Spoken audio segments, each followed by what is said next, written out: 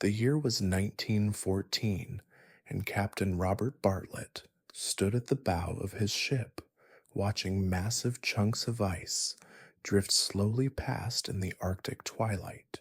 What he didn't know was that in just a few short months, he and his crew would face one of the most terrifying ordeals in polar exploration history. Their vessel would be crushed like a tin can, leaving them stranded on shifting ice floes hundreds of miles from civilization, fighting for their lives in one of the most hostile environments on Earth. This is the harrowing story of the Karluk expedition, and as always, viewer discretion is advised. The Canadian Arctic expedition of 1913 was supposed to be a triumph of scientific discovery. Led by anthropologist Vilhjalmur Stephenson, the mission aimed to map uncharted territories in the Arctic Ocean and study the indigenous peoples of the far north. It was an ambitious undertaking that required multiple ships, dozens of crew members, and enough supplies to last several years in the frozen wilderness. But from the very beginning, things went wrong in ways no one could have predicted. The expedition's flagship vessel was a brigantine called the Karluk, originally built as a whaling ship in 1884. At 129 feet long, with a reinforced hull designed to withstand ice pressure, she seemed like the perfect choice for Arctic exploration. Captain Robert Bartlett, an experienced Newfoundland mariner who had sailed with Robert Peary on previous polar expeditions, commanded the vessel with confidence, born from decades of navigating treacherous northern waters. The crew of 25 souls included scientists, photographers, Inuit families, and seasoned sailors. Among them was ship's cat Najirarak, who would prove to be one of the expedition's most resilient members. Each person aboard had their own reasons for venturing into the Arctic, from scientific curiosity to the promise of adventure and discovery. On August 17, 1913, the Karluk departed from Esquimalt, British Columbia, loaded with supplies and scientific equipment. The mood was optimistic as they sailed north through increasingly frigid waters. Ice began appearing within days, scattered at first, then growing thicker and more persistent as they pushed deeper into Arctic waters. By early September, the ship was threading its way through an ever-tightening maze of ice floes. What had started as navigable channels between floating ice became narrow leads that required careful maneuvering. Captain Bartlett's experience showed as he guided the Karluk through passages that would have trapped less skilled mariners, but even his expertise couldn't overcome what was coming next. The weather patterns that year were particularly brutal. An unusually early freeze had locked much of the Arctic Ocean in ice weeks ahead of schedule. Combined with powerful currents and shifting winds, the ice began behaving in ways that defied prediction. Massive floes collided and ground against each other, creating pressure ridges that towered 30 feet above the frozen surface. On September 19th, disaster struck without warning. The Karluk became trapped in pack ice northwest of Alaska, caught between two massive floes that had converged during the night. What started as a temporary inconvenience quickly became something far more sinister. The ice didn't just surround the ship, it began to squeeze her like a giant vice, creaking and groaning as thousands of tons of frozen seawater pressed against the reinforced hull. Captain Bartlett immediately recognized the gravity of their situation. He had seen ships crushed by ice before, watched helplessly as vessels were reduced to splinters in a matter of hours. The sound was unmistakable, that deep groaning of timber under impossible pressure, punctuated by sharp cracks as individual planks began to fail. But the Karluk held, at least for now. The crew worked frantically to unload supplies onto the ice, creating emergency caches in case the ship was destroyed. Boxes of food, scientific instruments, clothing, and tools were hauled across the frozen surface and stacked in organized piles. Every man knew that their survival might depend on salvaging as much as possible before the ice claimed their vessel. Meanwhile, expedition leader Stephenson made a decision that would haunt the expedition for months to come. On September 20th, just one day after becoming trapped, he announced that he was leaving the ship. Taking 5 men with him, including 2 Inuit guides, he claimed he was going hunting for caribou to supplement their food supplies. He promised to return within 10 days. He never came back. Whether Stephenson abandoned his crew intentionally or genuinely believed he could return remains a subject of debate among historians. What's certain is that his departure left Captain Bartlett in command of a dying ship and 24 increasingly desperate people. The pressure from the ice continued to mount, and everyone could hear the Karluk's death throes in the constant creaking and occasional sharp crack of breaking timber. For weeks, they drifted helplessly with the pack ice, carried by currents and wind across the frozen Arctic Ocean. The ship remained trapped but intact, a wooden island in a sea of ice that stretched to every horizon. Temperatures plummeted as winter approached, and the brief Arctic summer gave way to months of darkness that would test every aspect of human endurance. The psychological toll was immediate and severe. Confined to a damaged ship surrounded by endless ice, with their leader gone and their situation growing more desperate by the day, crew members began to crack under the pressure. Arguments broke out over supplies and duties. Some men withdrew into themselves, staring blankly at the ice through frosted windows. Others became irritable and paranoid, convinced that their companions were plotting against them. Captain Bartlett proved to be the steady hand that kept them from complete collapse. He maintained strict routines, organized work details, and made sure everyone understood their roles in the survival effort. His calm authority and obvious competence gave the crew something to hold on to when panic threatened to overwhelm them. But even Bartlett couldn't stop what was happening to their ship. By October, the pressure had increased to the point where seawater was seeping through the hull. The ship's carpenter worked around the clock, stuffing oakum and canvas into widening seams, but it was clear they were fighting a losing battle.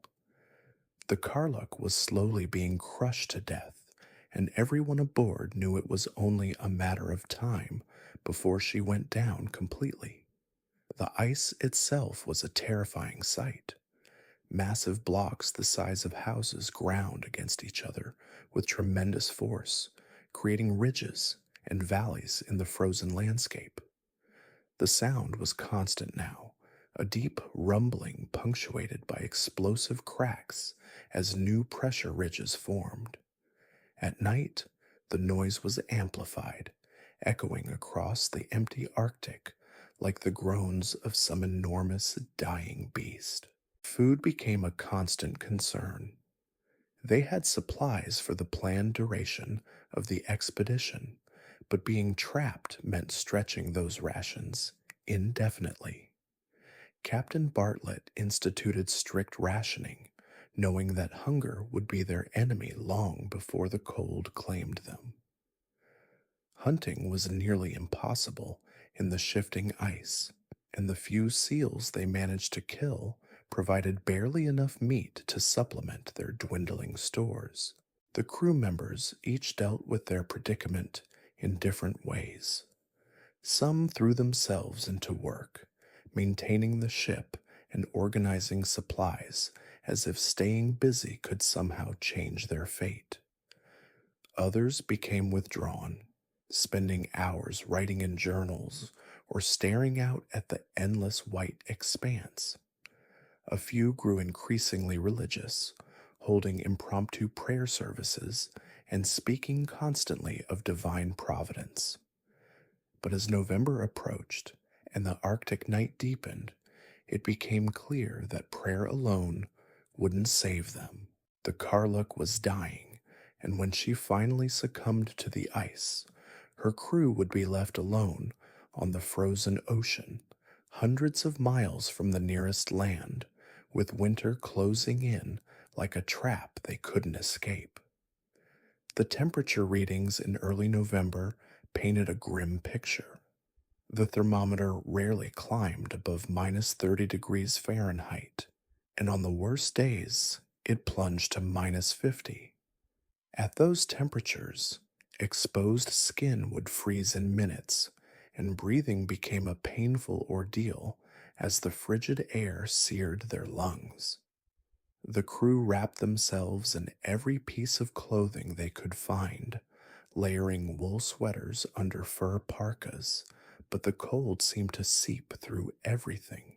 Ice continued to build up on the ship's rigging and deck, adding thousands of pounds of weight to an already compromised vessel.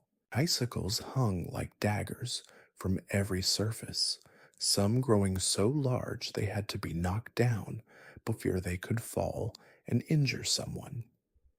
The ship's windows frosted over completely, turning the interior into a dim, claustrophobic world lit only by oil lamps and candles. Dr. Alistair Forbes Mackay, the expedition's surgeon, began documenting the physical and mental deterioration he observed in the crew.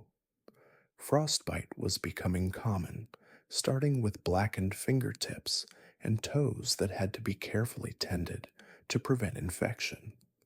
Several men showed signs of scurvy despite their attempts to preserve vitamin rich foods.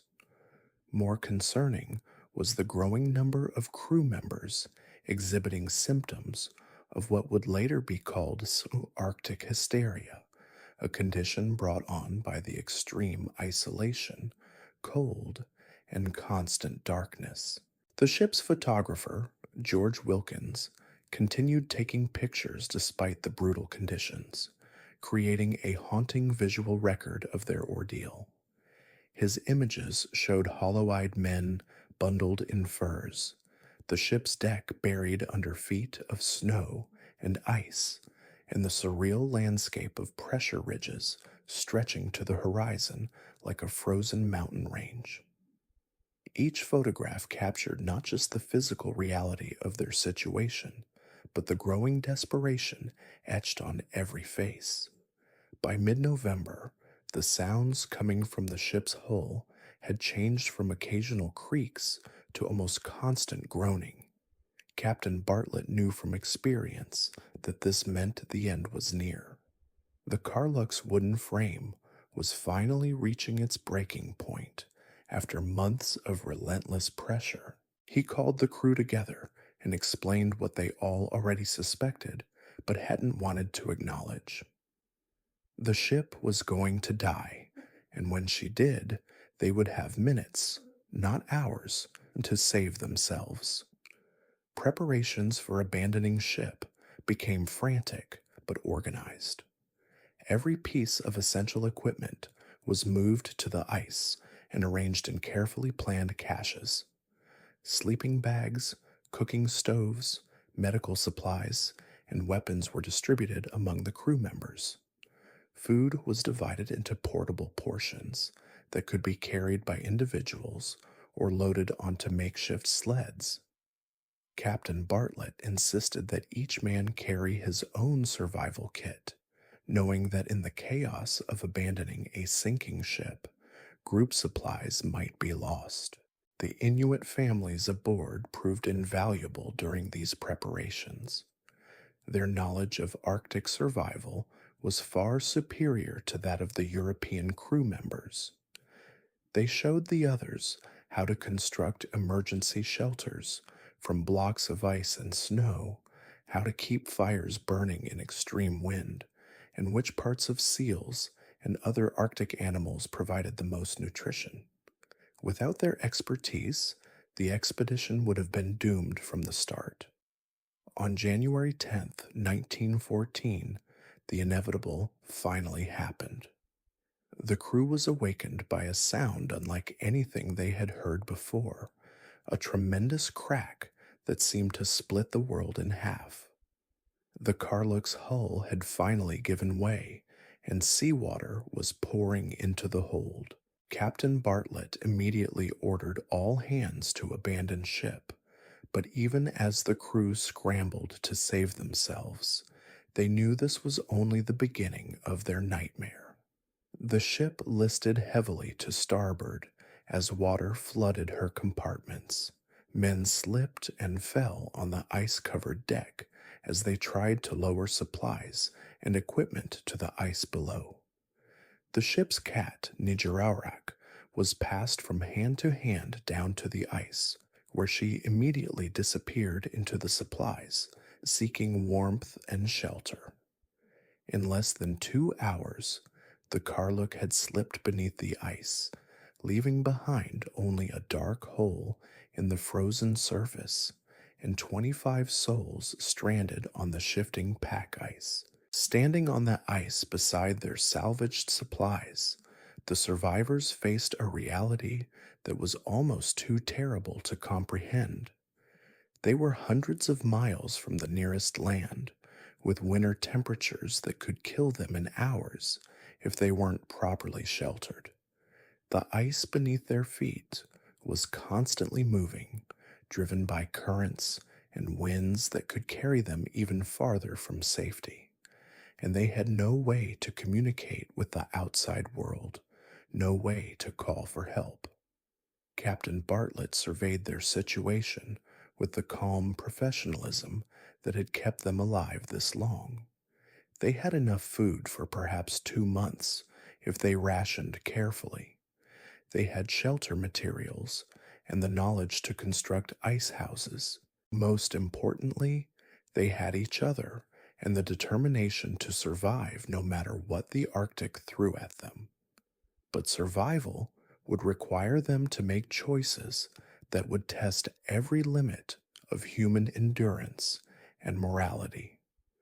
They would have to decide who was strong enough to make a desperate journey across hundreds of miles of shifting ice to seek rescue.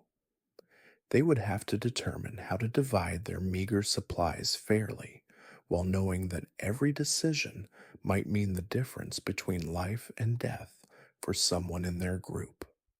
The ice around them continued to move and shift, carrying them inexorably away from their last known position. Each day brought them to a new location on the vast frozen ocean, and with each mile they drifted, their chances of rescue grew smaller. The Arctic had claimed their ship, but it wasn't finished with them yet.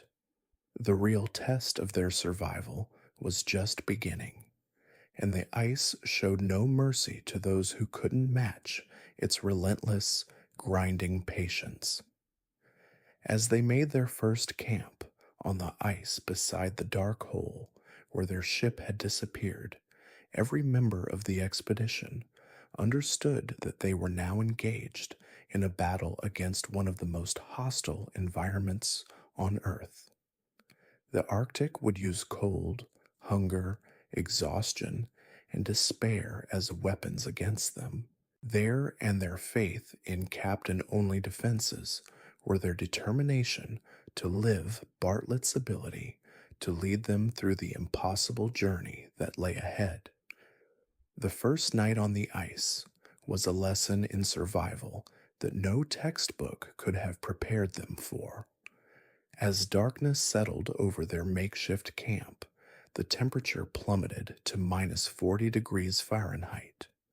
The crew huddled in hastily constructed snow shelters, listening to the constant groaning and cracking of the ice beneath them. Every sound made them wonder if the floe they were camped on might split apart, sending them tumbling into the black Arctic waters below. Captain Bartlett established a watch system with men taking turns to monitor the ice conditions and keep the stoves burning. Sleep came in fitful bursts, interrupted by the need to stoke fires or check on frostbitten companions. Several crew members reported nightmares about falling through the ice, only to wake and realize that their dreams weren't far from their waking reality. By morning, their situation had become even more precarious. The ice floe they had camped on overnight had split during the night, leaving their supplies scattered across two separate pieces of floating ice.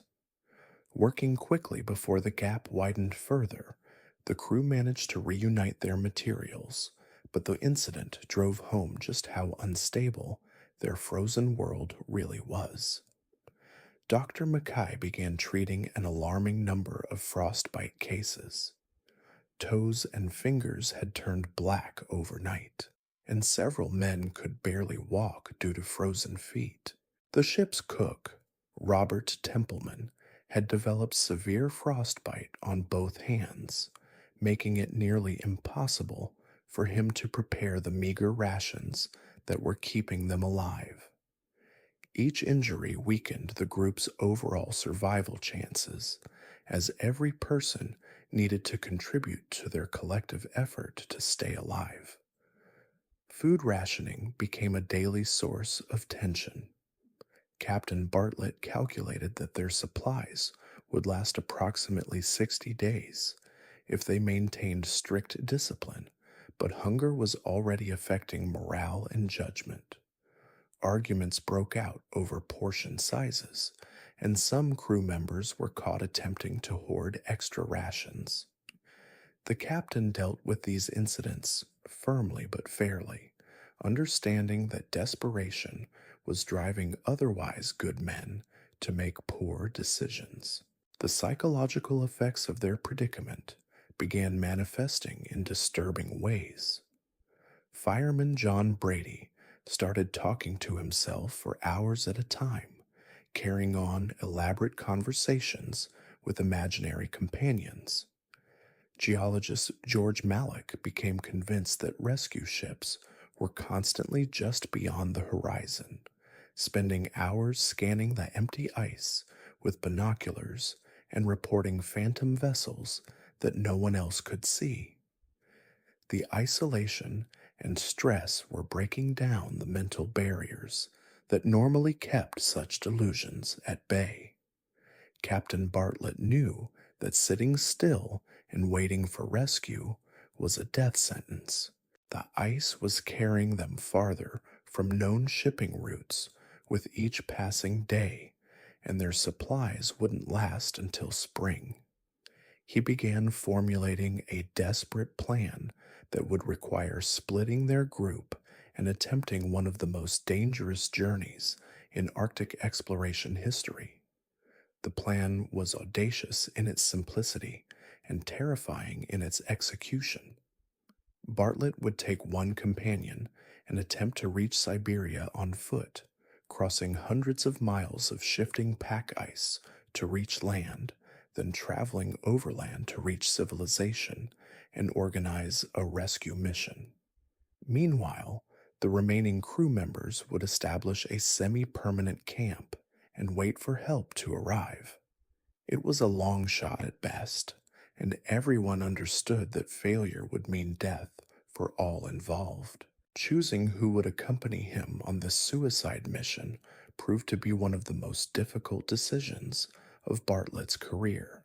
The journey would require someone young and strong enough to handle the physical demands, but also mentally tough enough to push forward when every instinct screamed to give up. After much deliberation, he selected Kadaktovik, an Inuit hunter whose knowledge of Arctic survival techniques would be invaluable during the crossing. The night before their departure, Bartlett called the remaining crew together for what might be their final meeting. He spoke honestly about their chances, acknowledging that the odds were against them, but emphasizing that giving up wasn't an option. Each man would need to do his part to keep the group alive until rescue arrived. They would need to hunt seals when possible, maintain their shelters, and most importantly, maintain hope. Preparations for the journey took several days. Bartlett and Kadaktovik would travel light, carrying only essential survival gear and enough food for the estimated 3-week journey to land. They constructed a small sled from salvaged ship materials and tested their equipment repeatedly. Every ounce of weight mattered when facing such a grueling trek, but leaving behind crucial items could mean the difference between success and frozen death on the ice. The remaining crew members worked to establish their long term camp in the most sheltered location they could find. Using blocks of ice and salvaged canvas, they constructed a series of interconnected shelters that could house the entire group during blizzards. Cooking areas were set up with careful attention to ventilation and fire safety, as a single mistake could destroy their only protection against the elements. As February arrived, the Arctic night began showing the first hints of the returning sun. The brief twilight periods grew slightly longer each day, offering precious minutes of natural light that boosted morale and made work easier. But the cold remained brutal, with temperatures that could freeze exposed flesh in minutes and winds that cut through even the thickest clothing.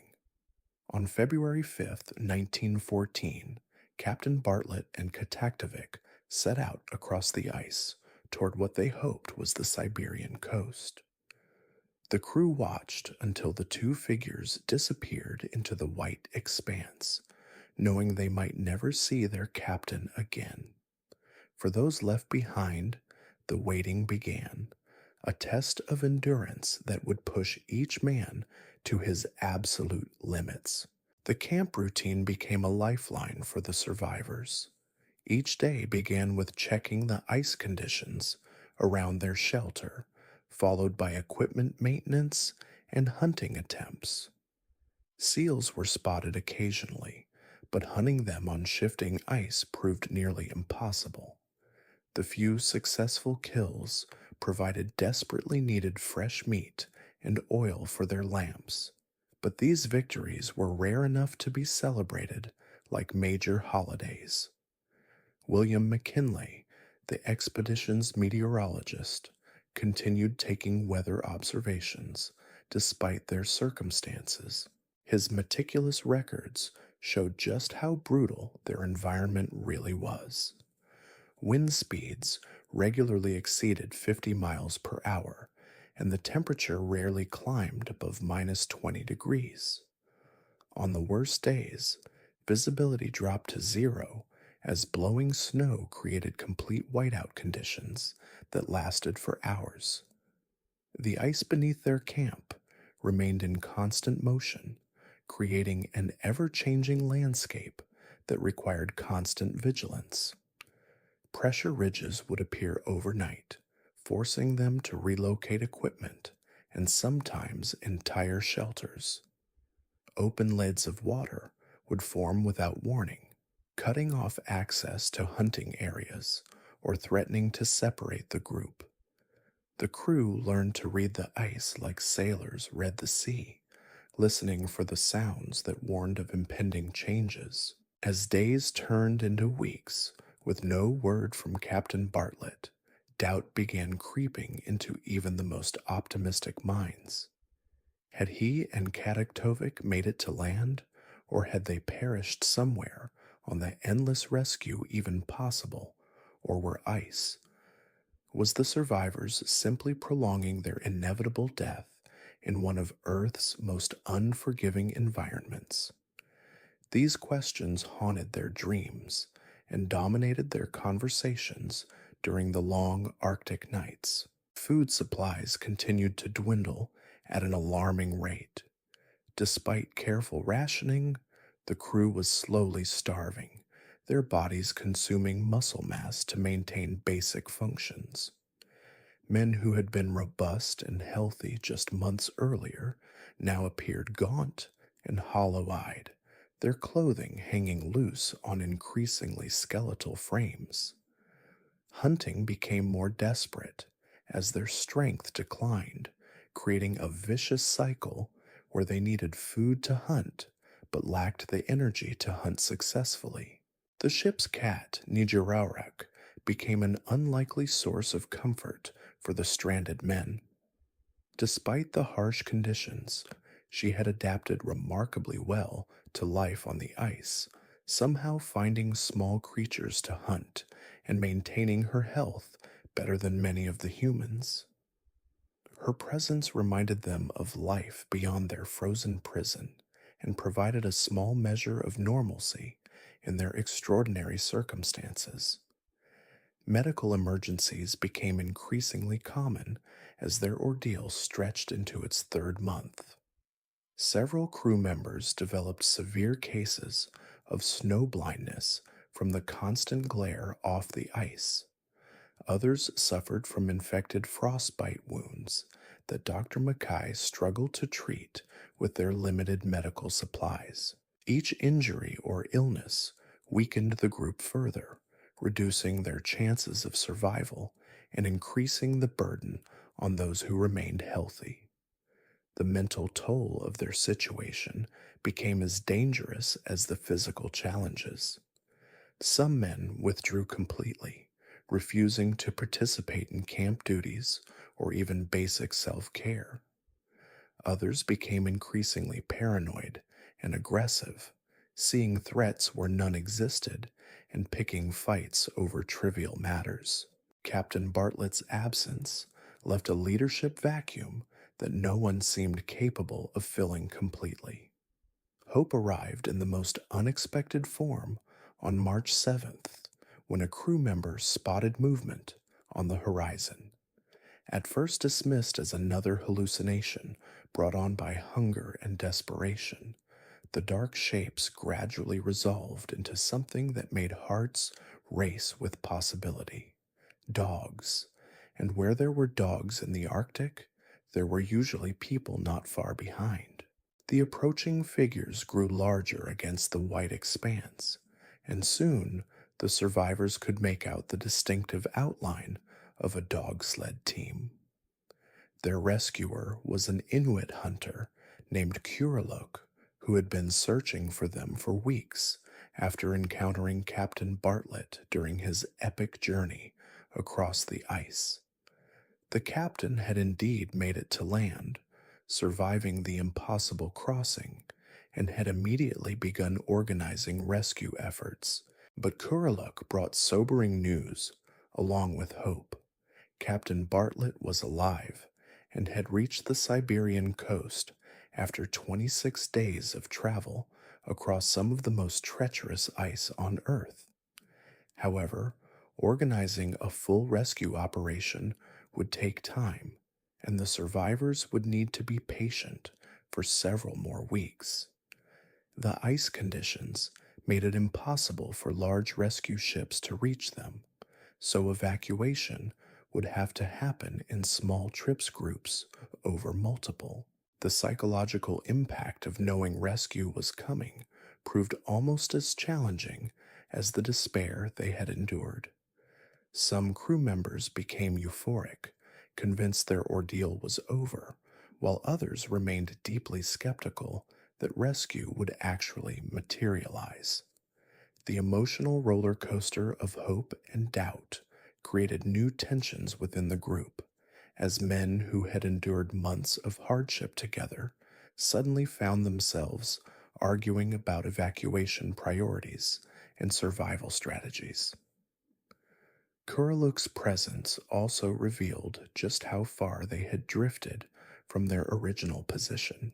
The ice had carried them nearly 400 miles from where the Karluk had sunk, depositing them on a massive floe that was slowly rotating in the Arctic currents. Their camp was now positioned precariously close to areas where the ice was beginning to show signs of spring breakup, creating new dangers even as rescue approached. The hunters shared disturbing news about other members of the original expedition. Several men who had left the ship earlier in separate groups had never been found, presumably perished somewhere on the vast ice fields.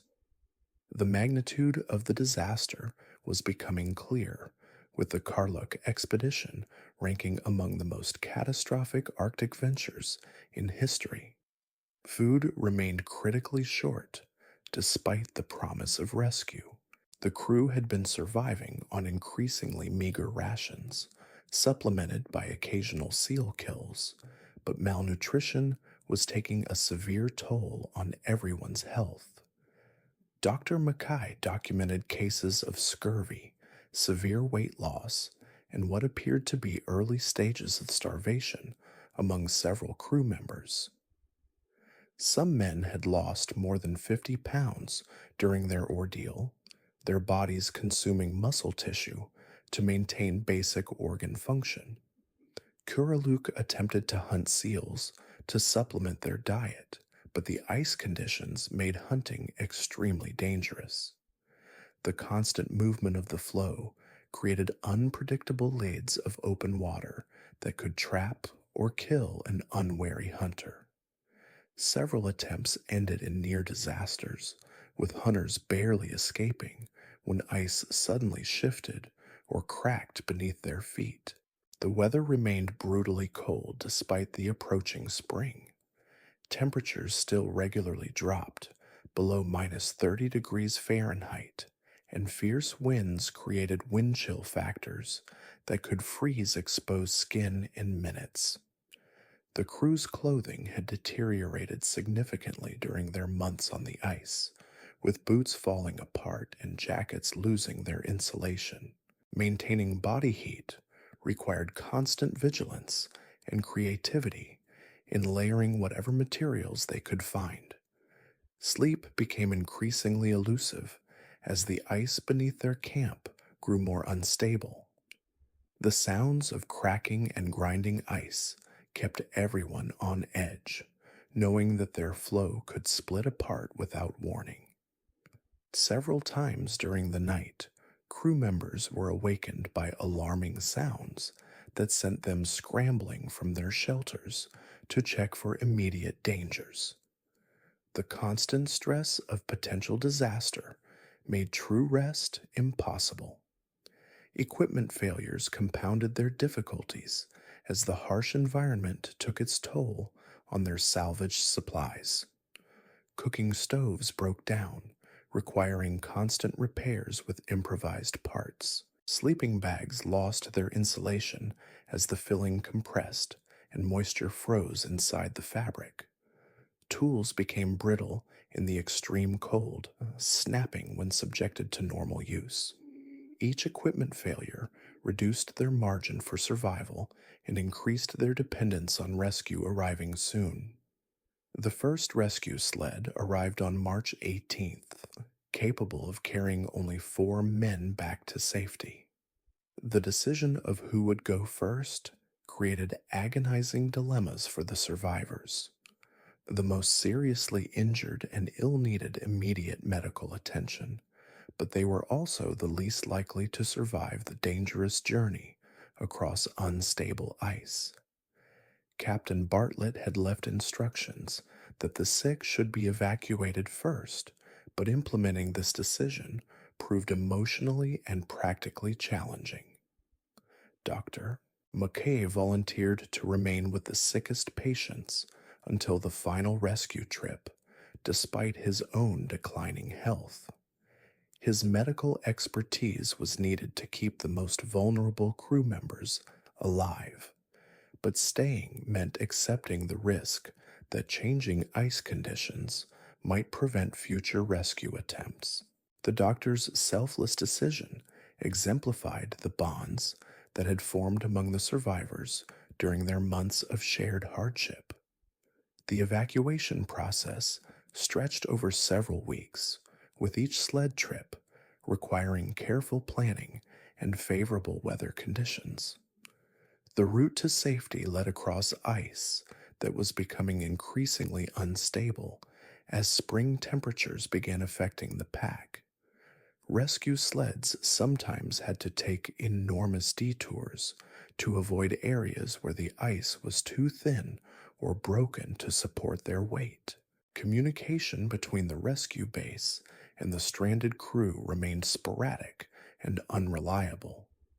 Messages were passed through a chain of Inuit hunters and trappers, sometimes taking days to travel relatively short distances. This communication lag meant that rescue plans had to be flexible, adapting to rapidly changing ice conditions and weather patterns that could make previously safe routes impassable. The psychological strain of the evacuation period proved particularly difficult for those waiting their turn. Watching companions leave for safety while remaining behind created intense anxiety and feelings of abandonment. Some crew members became convinced they would be forgotten or that rescue efforts would be called off before reaching them. These fears were not entirely irrational, as Arctic rescue operations were notoriously unpredictable and dependent on factors beyond human control. Wildlife began appearing more frequently as the Arctic spring slowly approached. Seals became slightly more common, though still extremely difficult to hunt successfully. Arctic foxes were occasionally spotted, their white coats providing perfect camouflage against the ice. Birds began returning from their southern migration, offering tiny glimpses of life in the frozen wasteland that had been their prison for so many months. The final rescue sled departed on April 7th, carrying the last four survivors away from the ice floe that had been their home for nearly 4 months. As they traveled toward safety, the men looked back at their abandoned camp one final time, seeing the scattered remains of shelters and equipment that had kept them alive through one of the most harrowing ordeals in Arctic exploration history. The ice continued its eternal dance, grinding and shifting as it had throughout their captivity, indifferent to the human drama that had played out on its surface. Behind them, the dark water stains marked where their ship, the Karluk, had disappeared beneath the ice 5 months earlier. The vessel that had carried them into the Arctic with such hope and ambition now rested on the ocean floor, another casualty of humanity's struggle against the planet's most unforgiving environments.